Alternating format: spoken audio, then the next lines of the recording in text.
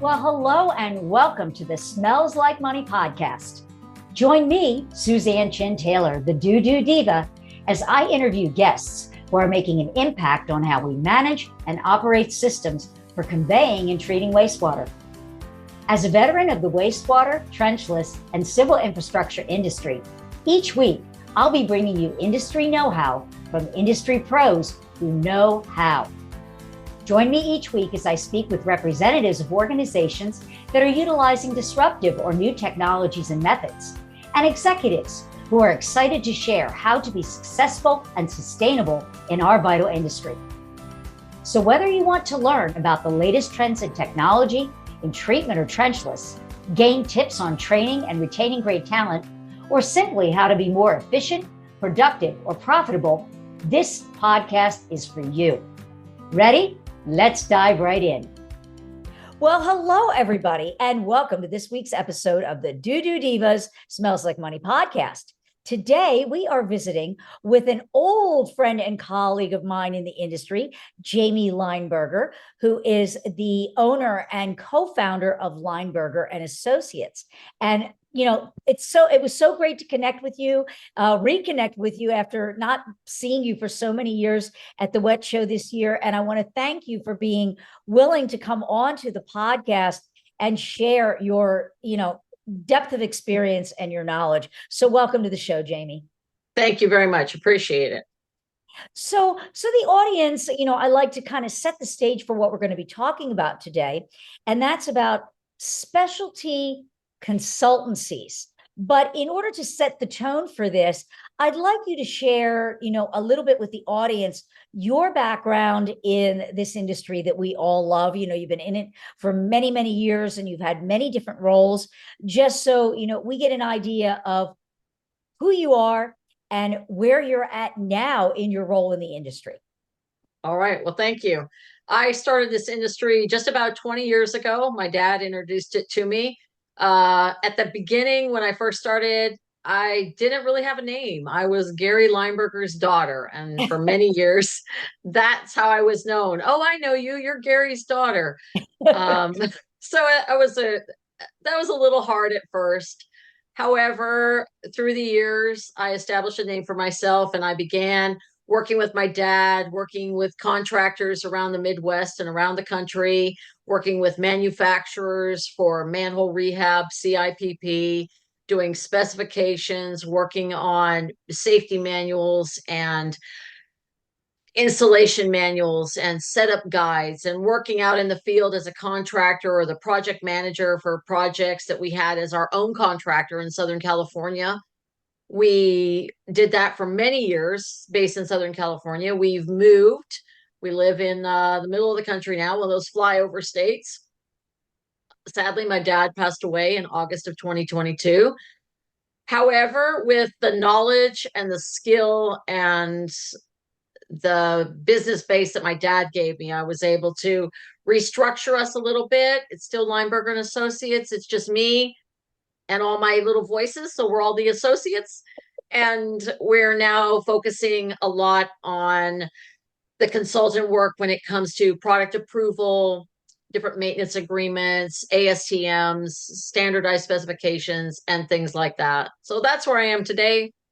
And the Wet Show this past month was the first show in many years that I'd been at. And it was great to reconnect with friends and especially you.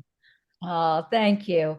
Well, it was great to hear what you were doing. And the reason I wanted to bring you on the show is because we discussed about the importance of consultants, being one myself. You've got many, many companies, small to mid-sized manufacturers, as well as contractors, where they've got a lot of knowledge in here. They need to focus on what I consider the revenue generating activities for their business and the running of their business and doing the work.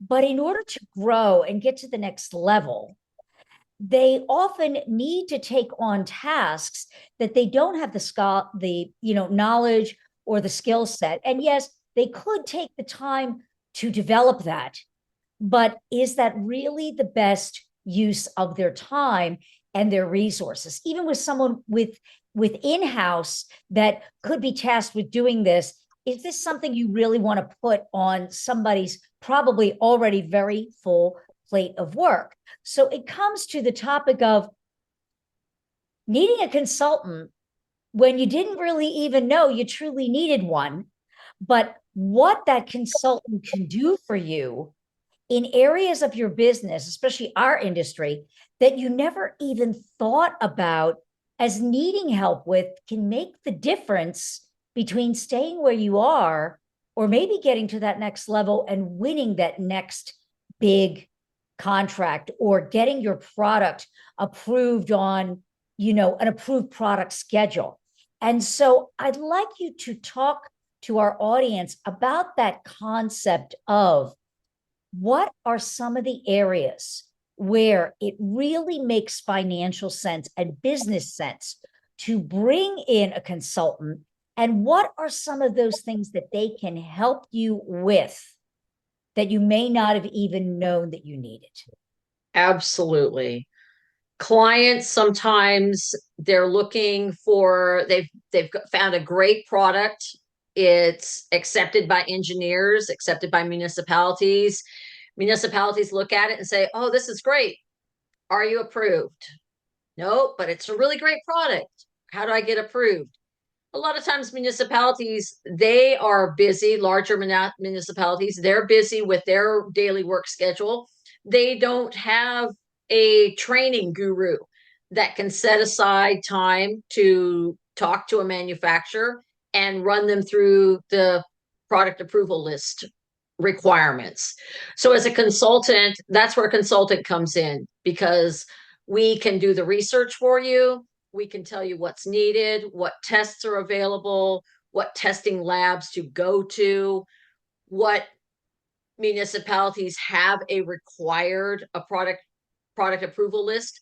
Some municipalities just require an engineer to sign off on it. Some require extensive testing and a sheet of paper that says my product is approved here and can be used for this and that. So as a consultant, my plate isn't full with a lot of the day-to-day employee stuff at that company. And therefore, I'm available for research, for phone calls, and rooting out what needs to be done, and presenting the client with a punch list of, this is where we start. What product do you want to begin with? Here's a lab. Here's an approved lab. And here we go. So I can help with that right off the bat. And the company doesn't have to worry about, is any other work that I've asked my employee to do being done or being left behind, because they're so tied up with product approval processes. So it definitely speeds up the process. And also, you're not having to hire an employee that's just going to do that. They're only hiring a consultant such as yourself for the duration of the project until it's complete. And then you're on your merry way. Absolutely. Absolutely. And happy to be on my merry way, because I know at the end of that project, the product is approved and away that company can go with its business. Absolutely. Well, then let's get into, let's say, oh, well, the cost, and what about, the hours? Well, let's just face it. Time is money.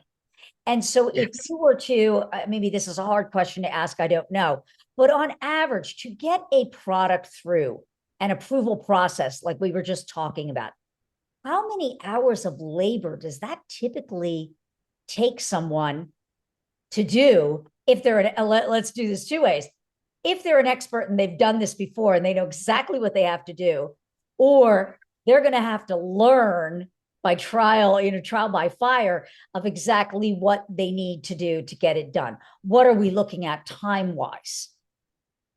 It's taken me as little as 7 months. It's taken me as long as 42 months. I guess on the complexity, because of when you were saying about third-party testing. Third-party testing. A lot of times that is the time frame, because you're looking at a 10,000 hour creep test for things, and days and months of testing, sample preparation, things like that. On average, you're going to spend, I probably spend 30 hours a week dedicated to each of my clients that are going through a product approval list, a product approval process at any given time. Wow. So if you multiply that times how many weeks in the 7 months, that can add up to a lot of hours that take you away from doing those things that, again, it's pick your battles. I mean, I often say when it comes to website design, well, sure, you could learn how to do it and spend 100 hours, but how much is an hour of your time worth in the field billable to a customer? Absolutely. So Absolutely. again, picking those battles. And so that kind of, what are some of the other things aside from, approval process that a specialty consultant such as yourself or others like you mentioned something about training and safety manuals, because I know that, we just issued an electronic course called the Gain, Train, Retain Playbook. And in the biggest component of that course is the train segment, because you can hire the greatest employee, but unless you have a solid training program, you're really kind of setting them up for failure. And then if they get frustrated, then they're going to leave. And so Yes. then you can't retain them.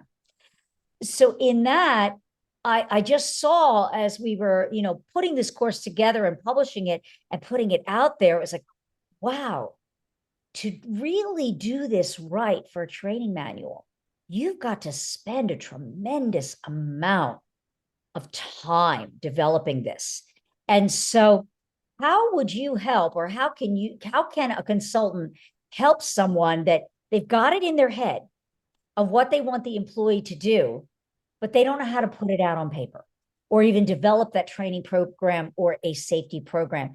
How can a consultant fast track that process so that it's replicatable for every new hire? Absolutely. A lot of times companies will come to us and they'll say, here's all my stuff. And they'll have a stack of paper, a stack of notes. And you're absolutely right. They don't know how to transcribe that into making sense that's reproducible for every new hire. I take that. What are your goals with this safety manual? At the end of this safety manual or at the end of this training manual, what do you want your employee to know?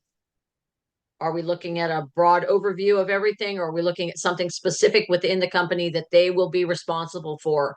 And we narrow it down. Here's a bird's eye view to the company training.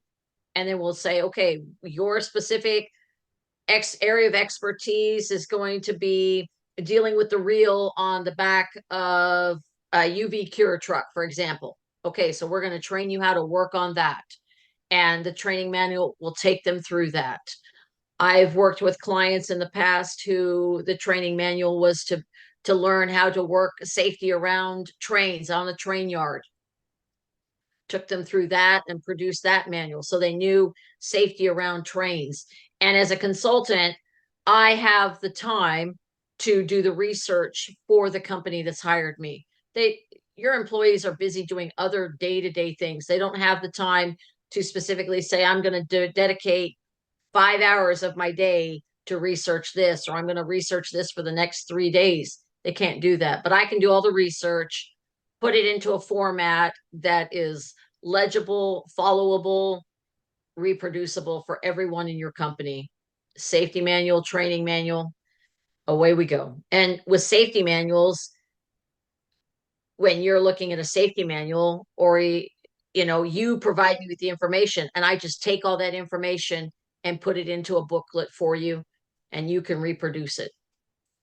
So we're talking about, in this instance, because of industry knowledge, it's a very wise investment if you have not put together a robust training program. Maybe it's just a hands-on, but you've never had your manuals, so that every time you've got someone new that's training, if we think about it, and this was one of the things that came up for me, is that you might have John and Joe, and they're both seasoned employees, and they're going to train a new hire how to do, let's just say what you were saying, operate the reel on the back of a UV cure truck. Well, Joe may teach it one way and John may teach it another. And neither one of them may be the way that you, Honor George, want your employees to do it. But you don't know that because you've never developed a consistent way for everybody to do it. Now, not to say you're going to micromanage someone, because everybody has their own little best ways of approaching it. But to make sure that things are done properly within the standards that the owner of the company, or maybe the manufacturer, for, wear and tear or best practices for getting the best results, are going to be important to follow. And so I know that that's a big investment of time to get that done. And this is going beyond just, someone comes in, oh, here's the employee handbook. And I've seen this so often where the employee handbook is, this is, when you clock in, how you turn in your time card. Here's the first aid kit. Here's the lunchroom. If you empty the coffee pot, start a new one, like that kind of stuff. But it never gets, the employee handbook often stops there and doesn't go into the nitty-gritty of the day-to-day operations that are the things that really make a company their money. Absolutely. And a lot of times the nuances that make your training manual and make the operations of day-to-day work are right within your company. And sometimes what you need to do is go sit down with the employee who has been there for 10 years and has always operated that specific piece of equipment and say, okay, tell me what you do. And you listen to them. Okay, what have you learned that makes your job easier? Okay, how can we translate all of that information that he's given me verbally into a readable, excitable manual that someone will want to sit there either in person or in a class and say, we're going to go over this training manual today. Everybody pay attention, make it fun, a little interactive. Because if people aren't entertained in their learning and it's not brief in learning, but yet full, it's going to be lost on your employees. And they're just going to be bogged down with a lot of paperwork and a lot of boring. And at the end of the day, they're just going to wonder, oh, how can I make this easier? And a lot of times that's where your employee will go off the rails with, I'm just going to figure out what works for me and ignore what I've been taught because it was boring anyway. Oh, and now, all of us are worried. We're all facing the silver tsunami. And so many of those people, like you were just saying, that gentleman who's been doing it, for 10 or 20 years, he may be retiring soon. And all that intellectual property that's a gold mine, it's going to be lost when these people go. And so that was one of the reasons why I wanted to bring you onto the show, was that the importance of, don't wait to get these training manuals done, is that the importance of bringing someone in to help you to fast track it before these people that have all of that knowledge that isn't in another book or doesn't come from the factory training from the manufacturer. It's been learned in the field, in the school of hard knocks, or in the, as I call it, stories from the trenchless, or from the trenches, that it's going to be lost forever. And we need to find a way to capture that before it's gone, because it's only going to make the next generation of people that are going to be carrying the torch better stewards of what we've all begun. Absolutely. Absolutely. And it is knowledge that needs to be captured. And, even if it's just an appendix to a training manual, and just like you were saying, when you get information from a manufacturer, you get a brochure. You don't get what you learned in the trenches. You don't, there's so many guys that start out in the CIPP industry that wonder, well, how do I get the liner and the bladder to slide? Well, years ago, someone said peanut oil works great. So peanut oil now becomes part of the process when you're lining CIPP. Someone, a few years ago, oh my goodness, probably 15 years ago, I was out on a job site and we were adhering the bladder to the liner for a breakaway as it went into the lateral and out to the main line. We wanted a breakaway, so we pulled the bladder back out. How do we do that? Well, we use some Loctite. And these are just simple things, but yet it's knowledge that in a training manual, here's a scenario, here's what you can use. It almost becomes almost easy peasy. However, if that knowledge isn't captured, it's gone. And sadly, I've met a lot of people on their way out, and I've asked, oh, do you have a replacement? Have you hired someone? Are you training someone? More often than not, I have heard, oh, he's a young guy. He can learn all this on his own. I did. I wish that wasn't the truth. I wish that wasn't the case in so many venues and so many industries. But sadly, I've heard that a lot in our industry. That is sad because, what you were saying is something as I was thinking about this, imagine you're a contractor and you're looking for your exit strategy and you may be wanting to, sell your business. Imagine if you had invested in good training manuals for everything that you did, how valuable that would be to the next potential owner. It's almost like creating a turnkey. And so for those of you listening who may be, thinking about that, wow, an investment today in that training manual could wind up very well, pay itself back when you go to exit out. Because I know that I would want to buy a business where I was being given all the information. You're buying a business from someone because it's successful, not because it's failing. And so how do I, how does that torch get passed that I can continue in the same good path that that former owner did to keep that company successful and keep it growing? And it's all going to come down to how do we do things? Yes, that's what makes a business successful, is those learned skills, those nuances, the everyday on the job, in the trench type of learning.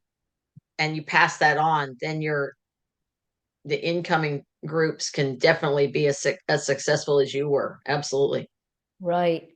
And so I want to close because, something that you shared with me about training manuals, I was very surprised that, and I'm not going to give it away because if they're interested, they can contact you.